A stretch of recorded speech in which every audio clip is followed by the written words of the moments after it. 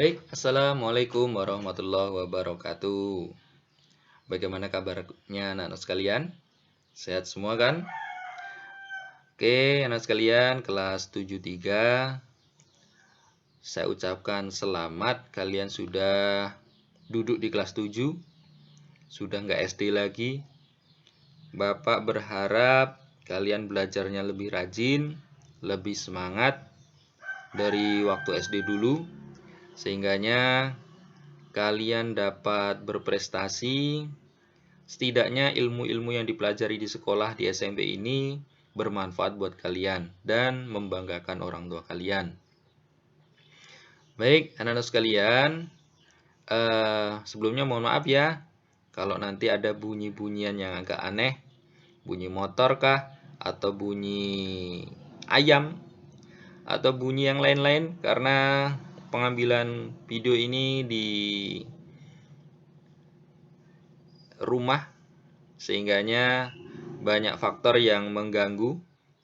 Mudah-mudahan tidak mengganggu fokusnya kalian. Oke, hari ini kita akan belajar IPA. Apa sih IPA?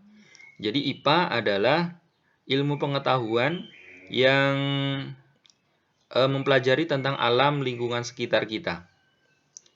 Nah, IPA di sini dulu para ilmuwan mengamati dan meneliti lingkungan sekitar kita ini untuk mendapatkan temuan-temuan terbaru atau ilmu-ilmu baru yang sampai dengan hari ini kita bisa merasakan manfaatnya. Di antaranya untuk memprediksi akan terjadinya sesuatu atau untuk menjelaskan suatu kejadian atau fenomena alam yang terjadi. Bagaimana hujan es bisa terjadi dan sebagainya. IPA bisa menjelaskan itu. Nah, saya yakin kalian juga tertarik untuk belajar IPA. Yuk kita lanjutkan, apa saja sih yang kita pelajari di IPA? Yang pertama, kita akan mempelajari penyelidikan ilmiah IPA. Nah, apa itu penyelidikan ilmiah IPA? Nah, penyelidikan ilmiah IPA ini dulu dilakukan oleh para ilmuwan. Jadi hari ini kita belajar seperti para ilmuwan. Tapi nggak seribet dulu para ilmuwan yang harus meneliti bertahun-tahun, menggunakan laboratorium, dan sebagainya. Tidak. Kita akan mempelajari secara sederhana. Seperti bagaimana BMKG itu bisa mengetahui adanya gerhana matahari dan gerhana bulan.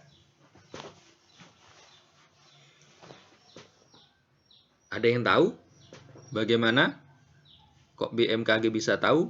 Apakah dengan cucoklogi atau kirologi, kiro-kiro, atau yang lainnya?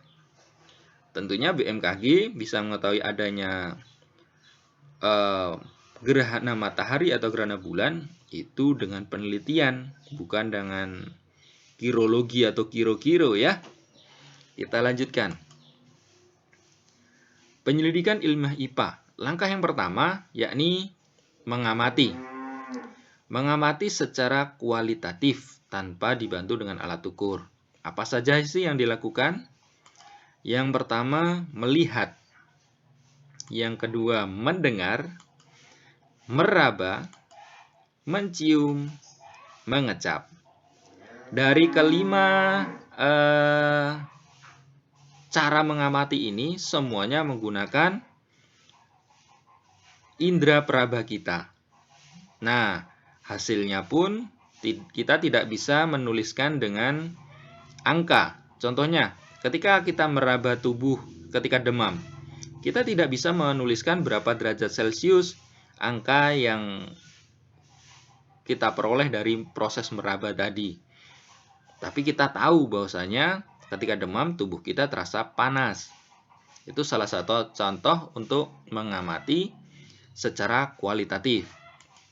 Kemudian mengamati secara kuantitatif, yaitu dengan dibantu dengan alat ukur. Contohnya apa saja? Seperti mengukur waktu menggunakan stopwatch. Kemudian mengukur panjang benda menggunakan meteran. Menimbang massa tubuh. kemudian mengukur suhu tubuh, dan apa ini ya? Ada yang tahu namanya ini apa?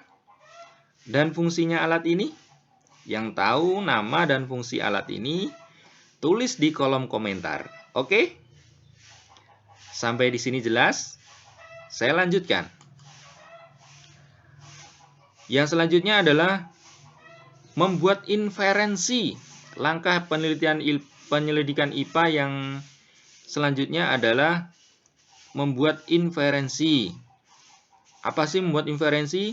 Di sini adalah menjelaskan pola atau hubungan antar aspek yang diamati. Kemudian membuat prediksi. Contohnya, kita mengamati akar-akar dari tumbuhan. Kemudian kita mengamati bentuk-bentuk dari tumbuhan. Kita mengamati misalnya tumbuhan cabai. Tumbuhan cabai memiliki akar tunggang. Kemudian batangnya bercabang. Berarti setiap tumbuhan berakar tunggang, maka batangnya bercabang. Ini merupakan menghubungkan pola antar aspek yang diamati. Kemudian bagaimana membuat prediksi? Kita membuat prediksi tumbuhan yang lebih besar. Pohon rambutan, batangnya bercabang, berarti akarnya tunggang dong. Pohon mangga, batangnya juga bercabang, berarti akarnya juga tunggang.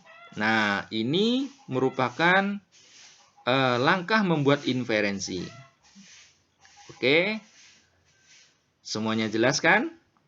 Bapak lanjutkan. Yang ketiga, langkah penyelidikan IPA, yakni mengkomunikasikan. Jadi dari hasil yang diperoleh dari pengamatan, dikomunikasikan, baik secara tertulis, berupa gambar maupun suara, ataupun video. Nah, ini merupakan langkah mengkomunikasikan. Baik, anak sekalian, dari 3 langkah ini tadi, adakah pertanyaan? Kalau ada pertanyaan, jangan malu-malu, kirimkan di kolom komentar ya. Bapak lanjutkan. Kita review dulu. Penyelidikan ilmiah IPA tadi ada 3 langkah. Yang pertama, mengamati. Yang kedua, membuat inferensi. Yang ketiga, mengomunikasikan. Oke, saya lanjutkan. Apa sih manfaat belajar IPA? Manfaat belajar IPA yang pertama, yakni untuk meningkatkan kualitas hidup. Nah, apa sih contohnya? Contohnya, apa ya? Oh iya, akhir-akhir ini sedang heboh tentang tanaman aglonema, bunga aglonema.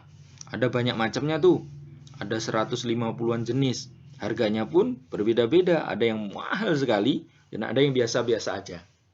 Nah, banyak di antara kita yang menanam tumbuhan aglonema ini dengan tujuan untuk dijual. Kemudian berharap mendapatkan uang banyak. Nah, rata-rata tumbuhan aglonema ini dapat menghasilkan tunas atau anakannya itu di usia 3 bulanan. Nah, bagaimana caranya mendapatkan tunas di usia kurang dari 3 bulan? Nah, ternyata ada caranya dengan cara menanam aglonema dengan cara stek, yaitu memotong di antara ruas-ruas batang aglonema, kemudian ditanam tuh potongan-potongan batangnya. Sehingga satu pohon aglonema itu bisa menjadi banyak dengan cara cepat. Kalau hasilnya lebih banyak dalam waktu yang singkat, tentunya uang yang diperoleh, kalau itu dijual tapi ya, akan lebih banyak. Nah, yang selanjutnya, manfaat belajar IPA yakni memahami berbagai hal di sekitar kita. Contohnya, bagaimana sih kok matahari bisa terbit dari timur terbenam di barat? Atau bagaimana kok bisa turun hujan es? Nah, ini manfaat dari belajar IPA, kita bisa mempelajari, mengetahui fenomena-fenomena yang terjadi di lingkungan kita. Kemudian, manfaat IPA, mempelajari IPA selanjutnya untuk menyelesaikan masalah. Contohnya apa? Ketika sumur atau sumber air yang biasa kita gunakan di rumah kita itu keruh. Terus bagaimana supaya menjadi jernih? Waktu SD kalian sudah diberitahu tentunya membuat air keruh menjadi jernih dengan cara menyaring menggunakan ijuk, pasir, kerikil, dan apalagi ya. Pokoknya itulah, ingat kan? Nah, selain itu, yang dekat dengan kehidupan kita sehari-hari misalnya pintu kamar kita berbunyi kiek. Nah, di engselnya berbunyi seperti itu. Kalau kita sudah belajar IPA, tentunya kita tidak membiarkan itu. Ada masalah di engselnya. Bagaimana cara menyelesaikannya? Cukup memberikan oli atau minyak goreng di engselnya supaya tidak berbunyi lagi kiek. Nah, kemudian manfaat belajar IPA selanjutnya yakni berpikir logis dan sistematis. Kita tadi sudah mempelajari langkah-langkah penyelidikan IPA. Jadi, seorang yang sudah belajar IPA tentunya akan berpikir secara logis dan sistematis dalam menilai sesuatu. Sebelum menilai, pasti sudah berpikir secara logis dulu. Diamati dulu, dicari bukti-buktinya dulu. Kemudian dihubung-hubungkan. Setelah dihubung-hubungkan, baru menyampaikan nilai atau pendapat terkait dengan apa yang diamati. Itu berpikir logis dan sistematis menurut IPA. Sampai di sini jelas? Oke, Bapak lanjutkan. Objek belajar IPA itu dari benda-benda yang sangat kecil seperti mikroorganisme, bakteri, virus, atom, termasuk virus corona yang sedang pandemi ini merupakan objek belajar IPA. Tapi kita nggak perlu dekat-dekat ya dengan virusnya ya. Nggak perlu kita dekat-dekat, cukup kita mempelajari dari berbagai media. Cukup yang mempunyai ilmunya saja, karena untuk mempelajari virus perlu alat khusus, termasuk alat pelindung diri tubuh secara khusus. Kemudian, selain benda-benda yang sangat kecil, juga benda-benda yang berukuran besar, seperti lautan, bumi, bulan, matahari, dan alam semesta. Oke, bidang-bidang IPA. Nah, bidang-bidang IPA ini ada 4. Yang pertama, fisika. Jadi bidang fisika ini mempelajari terkait dengan hal-hal fisik yang dapat kita amati di lingkungan sekitar kita. Seperti suhu, kecepatan, kemudian panas, gerak, gaya, cahaya. Nah, ini objek IPA yang di bidang fisika. Nah, tentunya ada menghitungnya sih, tapi jangan takut ya. Kalau kalian mengikuti, kemudian fokus, insya Allah nggak susah kok fisika itu. Jangan takut dengan rumus. Semua bisa di logika, karena IPA itu merupakan ilmu pengetahuan yang dapat membuat kita berpikir logis. Selanjutnya, kimia. Nah, kimia ini bidang apa sih? Kimia ini seperti gambarnya ini mempelajari tentang struktur atau susunan dari suatu zat atau benda. Misalnya garam. Garam itu bisa asin karena tersusun dari 2 zat, yaitu dua unsur natrium dan klorida, disingkat NaCl. Nah, itu garam, itu kimia. Kemudian biologi. Biologi ini mempelajari terkait dengan kehidupan dari yang kecil-kecil seperti virus tadi sampai dengan yang besar dan luas. Seperti ekosistem lautan, sungai, hutan, dan sebagainya. Termasuk diri kita, sistem pencernaan, sistem pernapasan, peredaran darah, dan sebagainya. Kemudian bidang IPA selanjutnya yaitu ilmu bumi dan antariksa. Ilmu bumi dan antariksa ini mempelajari ya tentang bumi, fenomena yang terjadi di bumi, gempa bumi, kemudian tsunami, kemudian antariksa ini bisa terkait dengan gerhana, dan sebagainya. Tentunya beserta benda-benda yang berada di alam semesta. Sampai di sini, jelas kan? Kalau ada pertanyaan, jangan malu-malu, silahkan tuliskan di kolom komentar. Oke, demikian tadi pemaparan materi terkait dengan objek IPA dan bagaimana penyelidikan ilmiah IPA serta manfaat belajar IPA.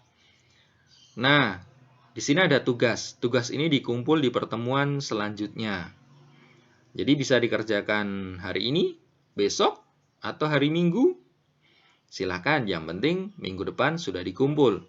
Ditulis di lembar kertas kalian, di buku, jangan sampai hilang. Nanti pada saat pertemuan offline atau luring, ini tolong dikumpul ya. Tugasnya saya jelaskan. Kalian mengamati lingkungan sekitar kalian. Yang diamati adalah tumbuh-tumbuhan. Cukup 5 tumbuhan saja saya batasi di sini.